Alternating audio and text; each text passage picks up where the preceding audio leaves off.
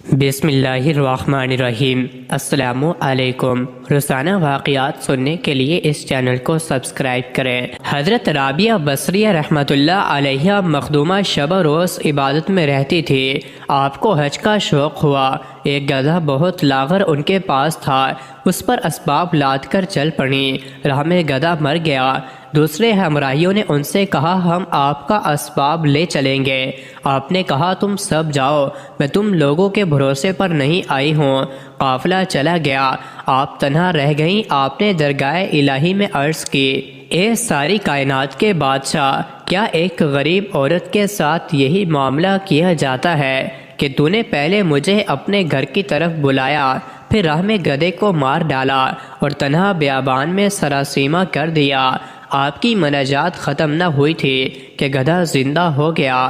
آپ نے پھر اس پر اسباب لادا اور مکہ معظمہ کو چلی۔ حضرت رابعہ بصریہ رحمۃ اللہ علیہ قریب مکہ معظمہ کے پہنچیں تو چند دن بیابان میں قیام پذیر ہوئیں اور مناجات کی کہ میرا دل رنجیدہ ہے اور یہ خیال مجھے درپیش ہے کہ میں کہاں جاتی ہوں۔ میری بنیاد ایک مشت خاک ہے اور خانہ کعبہ پتھر کا بنا ہوا مستحکم مکان ہے۔ میری عرض ہے کہ تو مل جائے۔ حق تعالیٰ کی جانب سے غیبی آواز آئی، اے رابعہ، کیا تو چاہتی ہے کہ تمام عالم تہ و بالا ہو اور سب کا خون تیرے نام اعمال میں لکھا جائے؟ کہ تو نے نہیں سنا کہ موسیٰ علیہ السلام نے دیدار کی آرزو کی، ہم نے اپنی تجلی کوہ طور پر ڈالی، جس کا اثر یہ ہوا کہ تمام پہاڑ ٹکڑے ٹکڑے ہو گیا۔ ایک بار آپ پہاڑ پر گئیں، تمام شکاری جانور آپ کے ارد گرد جمع ہو کر آپ کی طرف دیکھنے لگے۔ اتنے میں حضرت حسن بصری رحمۃ اللہ علیہ بھی وہاں پہنچے۔ سب جانوران کو دیکھ کر بھاگ گئے۔ حضرت حسن بصری رحمۃ اللہ علیہ نے آپ سے دریافت کیا کہ جانور مجھے دیکھ کر کیوں بھاگ گئے اور تمہارے پاس کیوں کھڑے رہے؟ آپ نے پوچھا کہ تم نے آج کیا کھایا ہے؟ کہا میں نے گوشت روٹی کھائی ہے۔ آپ نے کہا کہ جب تو نے ان کے بھائیوں کا گوشت کھایا ہے تو وہ تم سے کیوں نہ بھاگے؟ آپ سے حضرت حسن بصری رحمۃ اللہ علیہ نے پوچھا کہ تم نے یہ مرتبہ کیوں کر پایا؟ آپ نے فرمایا میں نے کل موجودات کو خدا کی یاد میں گم کر دیا۔ حضرت حسن بصری رحمۃ اللہ علیہ نے پوچھا تم نے خدا کو کیوں کر جانا؟ آپ نے فرمایا کہ میں نے بیچو وچرا خدا کو پہچانا۔ ایک بار لوگوں نے آپ سے پوچھا آپ کہاں سے آئی ہیں اور کہاں جائیں گے؟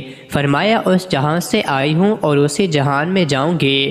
لوگوں نے پوچھا کہ آپ اس جہان میں کیا کرتی ہیں؟ فرمایا افسوس۔ لوگوں نے سبب پوچھا تو جواب دیا اس لیے افسوس کرتی ہوں کہ مجھے رزق اس جہان سے ملتا ہے اور میں کام اس جہان کے لیے کرتی ہوں۔ لوگوں نے آپ رحمت اللہ علیہ سے پوچھا کہ آپ جس خدا کی عبادت کرتی ہیں اس کو دیکھتی بھی ہیں یا نہیں؟ آپ نے فرمایا کہ اگر میں اس کو نہ دیکھتی تو اس کی پرستش کیوں کرتی؟ آپ ہمیشہ رویا کرتی تھی۔ لوگوں نے رونے کا سبب دریافت کیا۔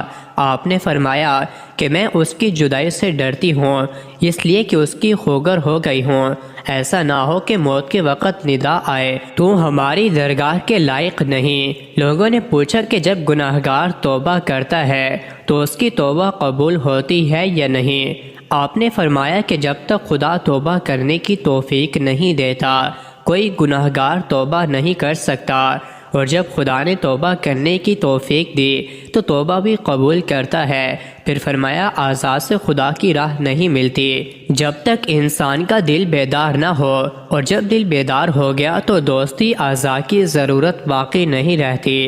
یعنی بیدار دل وہ ہے جو حق میں گم ہو جائے اور مدد اعضاء کی اس کو ضرورت نہ ہو، اور یہی درجہ فنا کا ہے۔ بس یہی وہ مقام ہے کہ قیامت کے روز خدا کا ذکر کرنے والے ہنستے ہوئے جنت میں داخل ہوں گے۔ مزید ایسے ہی ویڈیوز کے لیے چینل کو ضرور سبسکرائب کریں۔